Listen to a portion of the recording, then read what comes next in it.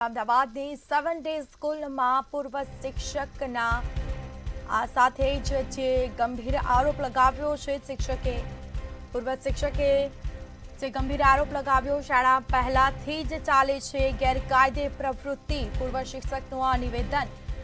Syllabus વિનાની ખ્રિસ્તી સમુદાયની બાબત ભણાવાય છે તેવું જણાવ્યું છે. શાળામાં લાખ શિક્ષકો લાયકાત વિનાના છે.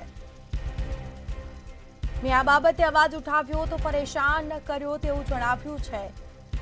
આ શાળા છે તે ગેરકાયદે ચાલે છે તેવું ક્યાંક પૂર્વ શિક્ષક દ્વારા ગંભીર આરોપો લગાવવામાં આવ્યા છે.